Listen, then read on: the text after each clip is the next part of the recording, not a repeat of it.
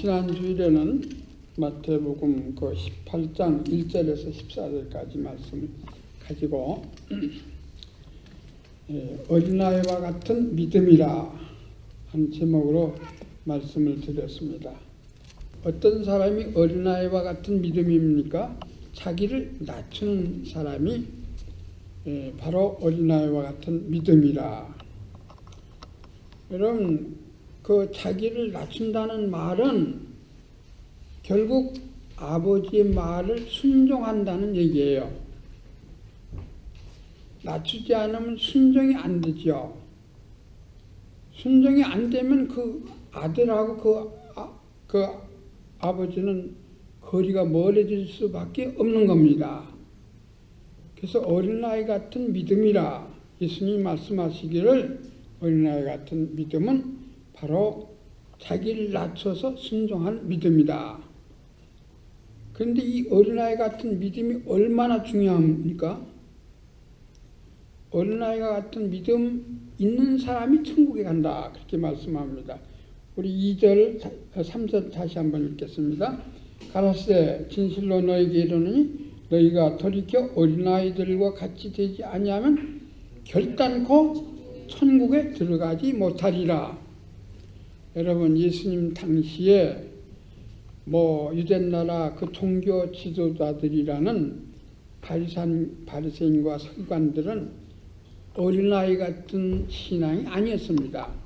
입으로는 하나님을 부르고 하나님 굉장히 잘 섬기는 것 같지만은 사실 전부 외식이었습니다. 어린아이의 특징은 뭡니까? 순진한 거예요. 순진한 거. 그래서 그 어린아이는 부모의 말을 잘 듣게 돼 있어요. 근데 요새 어린애들은 어른 같은 어린애들이라고요. 너무 약 빠져가지고 지고집대로 살려고 하는 게 많이 있지만은 사실은 어린아이의 본성은 사기성이 없는 거예요. 사기성이 없이 순전하게 순종하는 겁니다. 그럴 수밖에 없는 것이, 어린아이는 아버지를 통해서 났어요. 그리고 어린아이는 아버지 밥상에서 먹고 살아요.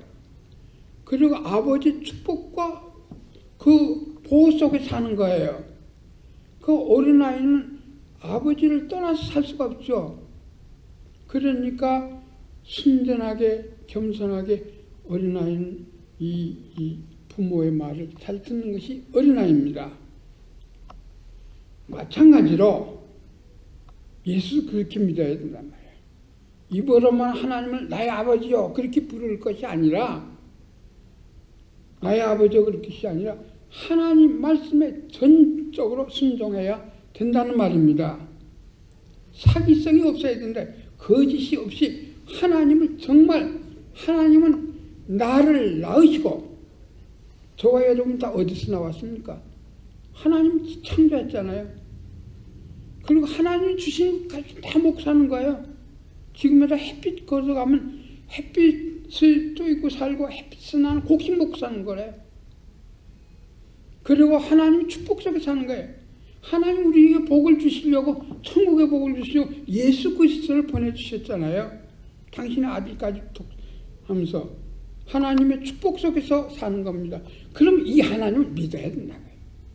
이 하나님 앞에 순전하게 진실하게 믿어야 돼. 그러나 입으로는 하나님을 아버지라고 부르면서 정말 나를 낳으시고 나를 기르시고 나를 축복하시는 그 아버지 하나님을 믿느냐 하면 그렇잖아요. 그래서 순전한 믿음을 가져라, 그런 뜻입니다. 여러분, 순전한 믿음은 그 삶에서 나타나는 겁니다. 어떻게 나타납니까? 약한 사람을 돕는 일을 한 거예요. 여러분, 대개 예수 믿는 사람은 사기성이 없기 때문에, 거짓말하지 않기 때문에 약해 보입니다. 굉장히 약해 보여요. 다른 사람들은 남 속이지도 않고 경쟁심도 강하지 않고, 그래서 굉장히 바보 같아요. 그렇다고 해서 그 사람을 없이 여기면 안 된다는 얘기예요. 다시 말하자면 약한 자를 없이 여기면 안 된다는 얘기예요. 약한 자를 멸시하는 것은 하나님의 뜻이 아닙니다. 하나님은 누구 편입니까? 하나님은 절대로 강자 편이 아니고 약자 편입니다. 세상 사람은 돈 있고 명예 있고 권력 있는 사람을 좋아하지만은 하나님은 고아와 과부를 도우시는 하나님이다. 시편 146편 끝에 가보면 저 하나님 천지를 창조하시고 마지막에 나는 고아와 과부를 돕는 자다 그렇게 말했어요.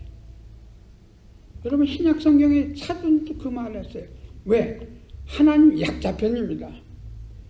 그런데 하나님이 돕는 자를, 하나님이 불쌍히 여기는 자들을 학대하고 멸시하고 천대하는 게면 누구를 대적하는 겁니까? 하나님을 대적하는 거예요. 하나님을 대적하는 사람 치고 어떤 형벌을 받겠습니까? 그 사람은 물론 지옥에 가죠. 그래서 예수님이 말씀하시기를 만일에 이 어린아이 소자를 하나를 실족게 하면 너희가 하늘나라 가지 못한다 그랬어요. 하늘나라 가지 못하는 것은 차라리 네가 손을 자르고 발을 자르고 눈을 뽑고 이 불구자로 하늘나라 들어가는 것이 낫지 지옥에 가는 것보다 낫다고 말씀했습니다. 여러분 하나님은 안 계시는 것처럼 조용하게 계시지만은 하나님이 한번 진노하시면 그 진노는 누구도 거두지 못합니다. 그냥 장애자가 되는 거 아니에요. 손을 자르고 이 발을 자르는 사람도 혹시 있어요. 잘못돼가지고 당뇨병도 여기 발을 자르는 거 봤습니다. 그런데 그런 장애자가 아니에요. 애야 그냥 지옥불에 던진다고. 죄인들이 가는 지옥불에 던져버린다고 그랬어요. 그러므로 너희는 약하다고 세상에서 없이 여기면 받으면 안 된다. 그러면서 하나님의 성격을 말씀하죠. 여러분 그 잃어버린 양의 비유를 통해서 하나님이 누구를 불쌍히 여깁니까? 잃어버린 한 마리 양을 불쌍히 찾아다니는 것입니다. 그렇다고 해서 우리 안에 있는 99 그 양이 중요하지 않다는 말입니다. 하나님의 성격을 나타내는 거예요. 하나님의 뜻을 나타내는 거예요. 우리 한번 읽어보시겠습니다. 14절 다 같이 이와 같이 이 소자 중에 하나라도 잃어버리는 것은 하늘에 계신 너희 아버지 뜻이 아니니라. 여러분 하나님은 우리에게 어린아이 같은 그 신앙을 원합니다. 그러나 세상은 야가 빠진 사람을 원하죠. 그러나 하나님이 원하는 건 어린아이와 같이 순진한 사람을 원합니다. 만일에 세상이 완망합니까? 이 어린아이와 같이 순진한 사람들을 학대한다고요. 세상 사람들은 똑똑하고 돈 있고 권력 있는 사람 원하죠. 그러나 하나님은 안 그렇다고요. 그러면 하나님이 큽니까? 세상이 큽니까? 하나님이 크시다고요. 하나님이 지옥에도 보내고 천국에도 보낸다. 그러므로 어린아이와 같은 믿음을 가져야 됩니다. 그리고 하나님 뜻은 뭡니까? 잃어버린 양을 찾듯이 우리를 불쌍히 여기셔서 우리를 찾아오신 이가 누굽니까? 예수 그리스도라고요. 우리를 찾으라고 했어요. 그래서 예수 그리스도께서 우리를 찾아서 우리를 하나님의 것으로 만들었습니다. 이것이 어린아이와 같은 신앙입니다. 하나님은 결코 강자 편이 아니라 약자 편이에요. 그러므로 우리가 약자를 불쌍히 여기는 마음을 가지고 살아야 되고, 특별히 우리 교인들이 돈도 없고 명예도 없고 사기성도 없고 순진하고 맨날 당하는 것만 같지만 사실은 배경이 하나님입니다. 그러므로 여러분은 담대하고 여러분을 위해서 우리 그리스도가 오셨다는 것을 알고 담대하게 살아야 되는 겁니다. 그러면 오늘은 남을 용서하며 살라는 예수님의 말씀을 말씀드리겠습니다. 그 15절은 네 형제가 죄를 범하거든 가서 너와 그 사람들과 상대하여 권고하라. 만일 들으면 네가 네 형제를 얻을 것이요. 용서하며 살라는 말입니다. 여러분, 위에서 말한 어린아이와 같은 신앙을 가져라. 이 말은 하나님과 나와의 관계입니다. 하나님 앞에 순종해야 한 신자가 되라 이 말이에요. 어떤 멸시와 천대를 받아도 우리는 하나님 앞에 이 어린아이와 같은 신앙을 가져야만 천국에 간다 이 말이에요. 그런데 오늘 본문 말씀은 15절에서 35절까지 말씀, 남을 용서하면서 살라. 누구에게 대한 태도입니까? 이웃에게 대한 태도예요. 하나님 앞에서는 어린아이와 같은 신앙을 갖고 이웃에게 대해서는 바로 용서하면서 살아라. 그런 내용입니다. 여러분, 마태복음 22장에 보면 예수님께서 그 율법사에게 질문을 받았어요. 계명 중에 뭐가 제일 큽니까? 그럴 때 예수님이 그 율법사에게 답변하기를 계명 중에 제일 큰 것은 뭐라고 해서 하나님을 사랑하는 것이라고 했어요. 그리고 두 번째는 내 이웃을 내 몸같이 사랑해. 여러분, 우리는 하나님과의 관계가 중요하고 그 다음에 내 이웃과의 관계가 나타나는 거예요. 이웃과의 관계에서 나타나는 거예요. 그러므로 오늘 이웃과의 관계는 용서하면서 살아라 그런 얘기예요. 그런데 예수님이 두 가지를 얘기하고 있어요. 용서는 하되 공동체 안에서의 죄범한 사람, 너 개인에게 죄범한 사람, 그 두 가지를 나눠서 얘기를 하고 있습니다. 공동체, 다시 말하면 이 교회 안에서 범죄한 사람은 처음엔 권면하지만 말 안 들으면 내쫓아버리라. 그런 얘기예요. 그걸 뭐라고 해요? 권징이라고 해요. 권징. 권하고 징계한다는 얘기예요. 그래서 우리 장정에 보면 권징이라는 말이 나옵니다. 권징이라는 말 권해봐라 이게. 권해서 말 안 들으면 내쫓아버리래. 그런 얘기예요. 그리고 개인에게 잘못했으면은 개인에게 잘못한 사람은 네가 심판자가 아니기 때문에 끝까지 그 용서하고 기다리라. 하나님 하실 때까지 기다려야 된다. 그런 얘기예요. 그럼 오늘은 이 두 가지를 다 얘기하는 것이 아니라 권징에 대해서만 말씀을 드리겠습니다. 그래서 15절에서 20절 내용은 공동체, 다시 말하면 이 교회 안에서 범죄한 사람이 생기면 어떻게 처리를 해야 되겠는가 하는 것을 말씀하고 있습니다. 용서는 하되 권면하고 권면해서 안 들으면 징계하라. 그런 뜻입니다. 그런 권한을 누구에게 줬어요? 교회에 줬어요. 교회에 그런 권한을 줘요. 여러분, 교회가 굉장히 힘없어 보이고 아무것도 아닌 것 같지만 하나님이 위임받은 권위가 있다고요. 그게 뭐예요? 천국 열쇠라고 그랬어요. 그렇게 교회에서 한번 징계를 받으면은 그게 하늘나라까지 상당된다고요. 이 말을 캐톨릭에서는 교황이 줬다 그렇게 말을 하지만 교황이 아닙니다. 교회 공동체에게 준 거예요. 교회 공동체는 교단마다 다 다르죠. 이 개교회가 있고 지방회가 있고 총회가 있습니다. 그래서 여기에 있는 것처럼 삼심제로 돼 있어요. 여기서 해결 못하는 안에 죄인으로 가득 차게 됩니다. 그래서 교회를 거룩하게 하기 위해서는 권징이 필요한 거야.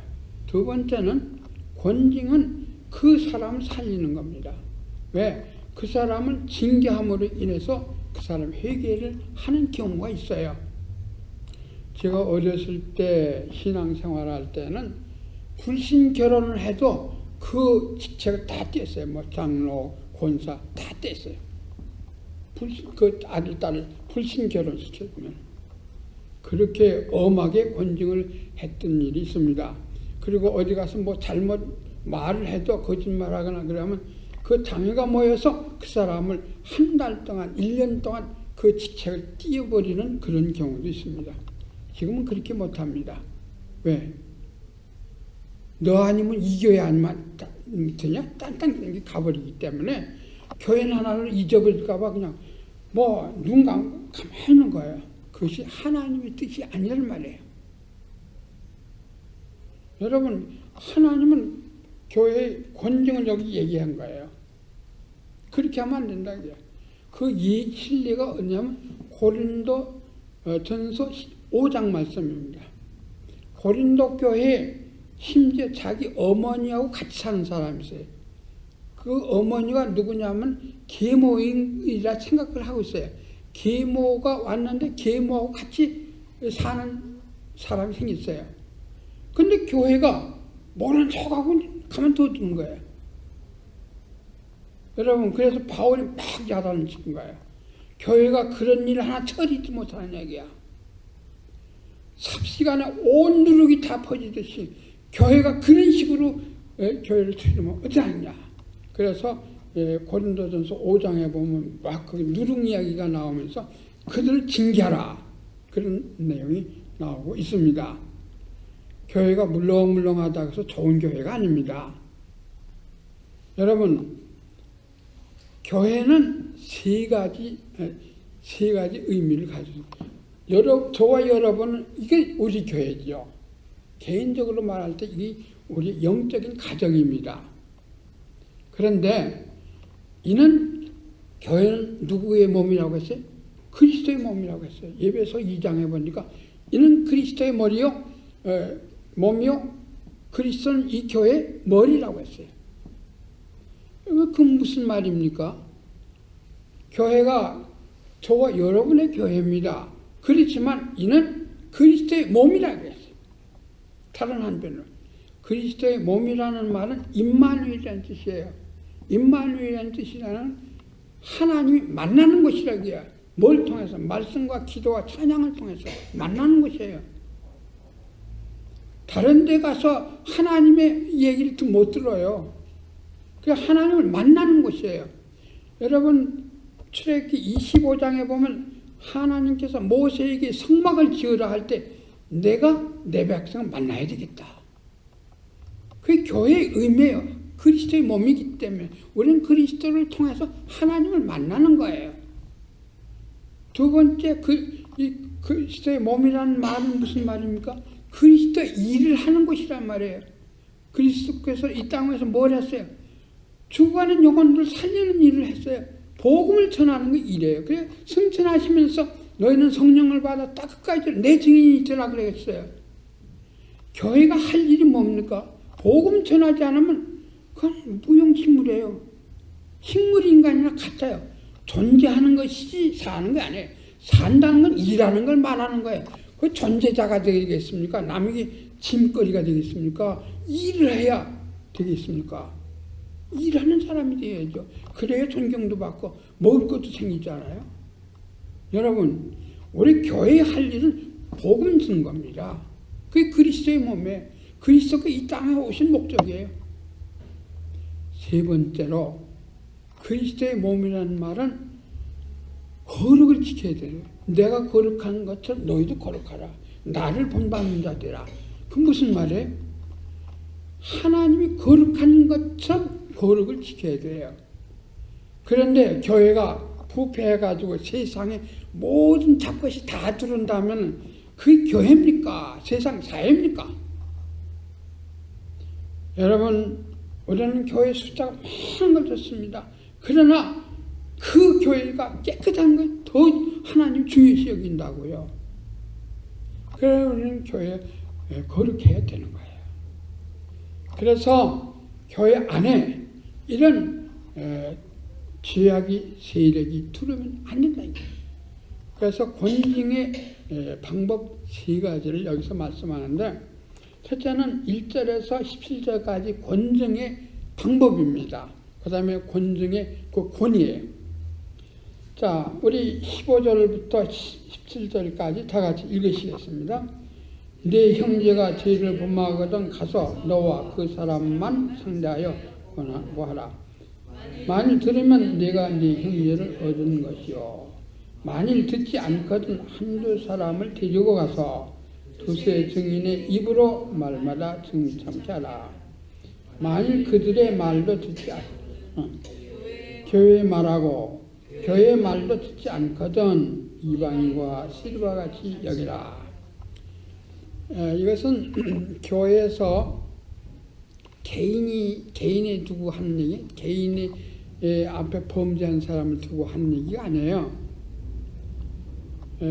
이것은 교회 공동체 안에 그리스도의 몸된 교회 안에 거룩을 해치는 죄가 들어오게 되면은 반드시 이 말씀대로 이 거룩을 지켜야 된다 이 말이에요. 처음엔 범죄한 사람이 생기면은 한 사람이 가서 다른 사람이 알면 창피하니까 한 사람이 안에서 권한다고요. 당신 그렇게 하면 안 된다.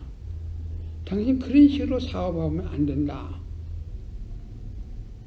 제가 서부하는 교회에서 누구에게 개인적으로 가서 그랬다가 그 다음에 그분이 말을 안 듣더라고요. 여러분 말 안 듣는 거 어떡하겠어요. 저는 공포는 안 했습니다만 어쨌든 개인적으로 가서 권면하라 이거야. 그래도 말을 안 들으면은 그 증인을 데려가. 증인 된 사람 한두 사람 데려가서 그 사람 말을 혼자 하면 누가 거짓말을 하는지 모르잖아요. 그러니까 증인을 데려가라 이거야. 증인. 그 증인을 데려가서 말을 했는데도 또 안 들어요. 그러면 교회에 공포하라. 이 사람은 이런 사람이다. 이 사람은 이렇게 도덕적으로 나쁜 사람이다. 경제적 범죄자다. 이렇게 말을 해라 이거야. 그래도 교회가 그 사람을 이렇게 정죄했는데도 그 사람이 회개하지 않고 그 사람 계속해서 그 일을 유지하고 그 죄를 계속 유지해 나간다면은 그 사람 이방인과 같이 버려라. 여러분 그렇게 되면 어떻게 되는 겁니까? 그러면 하나님께도 버림받는 거예요. 교회만 버림받는 거 아니에요. 우리가 생각할 때 이 교회가 아니면 없어? 그리고 딴 데로 가지만 그러면 안 되죠. 다른 교회 가는 건 자유예요. 그렇지만 그 교회 가서 옛날에 그 버릇 고쳐야 됩니다. 여러분 이것이 바로 우리들이 공동체 안에 범죄자가 생겼을 때 하는 방법을 예수님이 가르쳐 주신 내용입니다. 그런데 이 같은 권위를 어디서 줬느냐? 하나님이 주신 거예요. 하나님이 공동체에게 이런 권리를 줬어요. 18절 다 같이 읽으시겠습니다. 18절 진실로 너에게 이르노니 무엇이든지 너희가 땅에서 매면 하늘에서 맬 것이요 무엇이든지 땅에서 풀면 하늘에서 풀리라. 그래서 교회가 결정하는 것을 하나님이 받아준다고요. 여러분 사도 어떤 교파에서는 사도신경을 그건 성경에 없는 얘기니까 우리는 그거 인정 안 합니다. 그런 교파가 있어요. 그러나 그거 어디서 니카야 회의에서 결정한 겁니다. 종교회의에서 결정한 거예요. 그래서 사도들이 그 말씀 믿는 믿음을 그대로 딴 거예요. 그래서 사도신경이에요. 그래서 사도신경이에요. 그런데 종교회의가 그게 중요한 거예요. 우리는 그걸 하나님 인정하는 회의라고 그렇게 보는 거예요. 물론 그 종교회의가 어떤 사탄의 회의도 있죠. 주의 이름으로 모이지 아니하는 회의도 있지만은 하나님의 이름으로 모이는 것은 그렇게 중요하다고요. 그래서 우리가 이 나사렛 교단은 운영위원회가 그 어떤 문제를 다룰 수 있어요. 운영위원회가. 그래서 운영위원이 굉장히 중요한 겁니다. 아무나 되는 거 아니에요. 그 정치적인 기관이 아니라 하나님의 기관이기 때문에. 그리고 이 디스트릭에 이 지방회의도 가면은 거기 운영위원이 있어요. 9사람. 9사람이 있어요. 그 감독을 보조하는 9사람의 목사님들이 계세요. 그리고 총회에 가도 저기 세계 총회에 가도 6사람의 감독이 있어요. 각 지역을 맡았고 여러 가지 일을 맡았고 그 사람들이 모든 것을 처리해요. 여러분, 우리는 교회의 결정을 바로 하나님의 결정으로 그렇게 하나님 권리를 준 거예요. 우리 베드로 16장 보겠습니다. 베드로에게 하신 말씀. 마태복음 16장.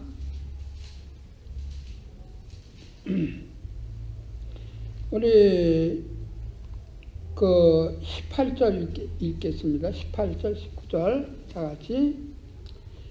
또 내가 네게 이르노니 너는 베드로라. 내가 이 반석 위에 교회를 세우리니 음부의 권세가 이기지 못하리라. 내가 천국 열쇠를 네게 주리니 네가 땅에서 무엇이든지 매면 하늘에서 매일 것이요 네가 땅에서 무엇이든지 풀면 하늘에서 풀리라. 여러분, 그건 베드로의 신앙 고백을 말하는 겁니다. 여기 캐톨릭 교회에서는 교황이 베드로는 1대 교황이기 때문에 교황에게 천국 열쇠를 줬다 그러는데, 그래서 옛날에 황제들을 교황이 뭐라고 하면 꼼짝 못했다고. 그래서 황제들이 다 교황 앞에 절을 맺던 겁니다. 그런데 여기 천국 열쇠가 뭡니까? 하나님이 하늘의 권세를 줬다 이 얘기예요. 그래서 너희가 결정하는 것은 하늘의 결정과 마찬가지고, 너희가 풀면 풀고 너희가 다시 매이면 맨다 그런 얘기예요. 그 얼마나 무서운 얘기입니까? 여러분, 여기 한국 정부의 영사관이 있습니다. 그 영사관의 권위는 누구를 대신하는 겁니까? 한국의 청와대를 대신하는 거예요. 그래서 권한을 준 거예요. 마찬가지로 하나님께서 우리에게 모든 영적인 문제의 결정권을 주신 거예요. 그래서 우리가 매이면은 잠그면 잠가지고 열면은 열린다. 그러므로 교회의 결정을 우습게 여기면 안 된다는 말이에요. 이런 권위를 누가 줬습니까? 하나님이 주신 거예요. 여러분, 이 모든 백성을 다스리는 권한을 누구에게 준 겁니까? 왕에게 줬어요. 지금은 대통령이라고 그렇게 부르지만은 사실은 누구의 종입니까? 누구의 본부인 하나님의 말씀대로 백성을 다스려야 해요. 그 하나님 말씀대로 백성을 다스리는 왕 한 딱 있었어요. 그게 누구예요? 다윗이에요. 그래서 다윗을 보고 너는 내 마음에 드는 이세 아들이라 그렇게 말했어요. 다윗이 개인적으로 험이 없다는 말이 아니에요. 하나님 말씀대로 당신이 맡긴 백성들을 다스렸기 때문에 말입니다. 여러분, 우리 대통령이 하나님을 경외하면 링컨 대통령처럼 이 백성을 하나님 잘 믿는 사람으로 인도해야 될 겁니다. 그래서 우리 추수감사들도 그때부터 법으로 정한 거 아니에요? 여러분, 대통령은 하나님의 어떤 위임자입니다. 영적인 문제는 하나님 어디다 위임했습니까? 이 교회에 위임했다고요. 일반 모든 백성들을 다스리는 것은 세상 일은 이 왕에게 맡겼지만 바로 영적인 문제는 이 교회에 맡긴 겁니다. 그래서 이 강대권이 중요한 거예요. 올바로 가르치기. 아무나 서면 안 되는 거예요. 하나님 말씀 올바로 가르치고 올바로 치리하는 사람이 중요한 겁니다. 하나님의 위임받은 사람이기 때문에 여러분, 아무렇게나 그저 직업적으로 하는 거다 그렇잖아요. 먹어야 사니까 봉급 받는 건 사실이지만 목사는 바로 그 교회를 영적으로 이끌어 나가야 되는데 누구의 협력을 해서 모든 운영위원들의 협력을 얻어가지고 그렇게 하는 겁니다. 여러분, 그래서 교회의 결정이 중요하다는 말이에요. 왜? 하나님이 위임된 일을 집행하기 때문입니다. 그래서 교회에서 결정은 하늘에서 매는 거예요. 교회에서 열면 하늘에서 열어주는 거예요. 이것이 바로 예수님이 말씀한 내용입니다. 자, 그러면서 어떻게 하라고 하셨어요? 기도하라고 했어요. 기도. 다 같이 우리 19절, 20절 읽으시겠습니다. 진실로 너에게 이르노니 너희 중에 두 사람이 땅에서 합심하여 무엇이든지 구하면 하늘에 계신 내 아버지께서 저희를 위하여 이루게 하시리라. 두세 사람이 내 이름으로 모인 곳에는 나도 그들 중에 있느니라. 교회가 기도하는 교회가 돼야 된다는 말이에요. 그렇기 때문에 왜? 하나님의 뜻을 알아야 하나님의 뜻대로 교회를 다스리지요. 교회가 기도하지 않는다면 안 된다고요. 근데 기도하는데 합심하여 기도, 어떤 마음을 합해서 기도해요. 그러면 오순절 다락방에 성령 충만을 받을 때 어떻게 기도했다고 했어요? 마음을 합해서 기도했다고 했어요. 그 합심 기도, 개인 기도가 중요한 겁니다. 그러나 합심 기도가 중요한 것은 마음을 합한다는 게 중요한 거예요. 마음을 합해서 우리가 하나님 앞에 기도하면 하나님께서 우리의 기도를 들으시고 교회를 이끌어 나가는데 능히 된다는 말씀입니다. 그래서 합심해서 우리가 모여서 기도하는 것이 그렇게 중요한 겁니다. 아무렇지도 않은 것 같아도. 뭐 장난삼아 하는 거 아니에요. 여러분들이 다 불편하고 어려운 일이 있기 때문에 목욕 기도에 끝냈지만 지금도 계속해서 저하고 우리 집사람하고 둘이서 목욕 기도 계속하고 있습니다. 왜? 합심해서 기도한다는 게 중요한 거예요. 물론 우리 집사람 아침에 일어나면 따로따로 기도해요. 자기 개인의 기도 제목이 있으니까. 그렇지만 목요일날 딱 모여서 기도하는 거예요. 우리 교회를 위해서, 여러분들을 위해서, 또 나라를 위해서 기도하고 있습니다. 여러분 합심해서 기도한다는 게 그렇게 중요한 거예요. 집에서라도 여러분들 합심해서 기도하시길 바랍니다. 마음이 서로 갈린 상태가 아니에요. 우리는 주님을 사랑하는 그 마음 하나로, 우리 사람들은 다 생각이 다르기 때문에 다 다릅니다. 그렇지만 그리스도 안에서 하나라. 예배소 1장 10절 15절 말씀에 그리스도 안에서 하나라고 그랬어요. 뭐 말과 그냥 그리스도의 사람이 아니라는 거예요. 그래서 합심 기도가 중요하다 그런 말입니다. 말씀을 마치겠습니다. 우리는 교회는 하나님의 거룩을 지켜야 돼요. 거룩을 지키기 위해서 죄를 거절해야 됩니다.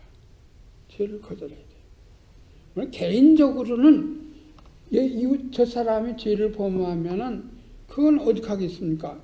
내가 세상을 다스리는 자가 아니기 때문에 할 수 없죠. 하나님께서 할 때까지 이지만 교회 공동체 안에는 그럴 수가 없단 말이에요. 삽시간에 교회가 안 되고 일반 사회 단체가 되기 때문입니다. 그래서 하나님이 교회에 권한을 주신 거예요. 네가 매면 하늘에서 매고 네가 열면 하늘에서 열겠다. 얼마나 중요한 교회의 고난입니까? 하나님이 우리에게 위임하신 거예요. 그래서 하나님의 뜻대로 이 모든 일을 하기 위해서 합심해서 기도하라고 했어. 모여서 기도하라고 했어.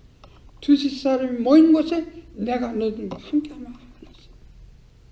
여러분, 우리는 기도가 정말 하나님의 뜻을 이루는 줄 알고 기도 열심히 해야 됩니다. 말씀을 마치겠습니다. 같이 기도하겠습니다.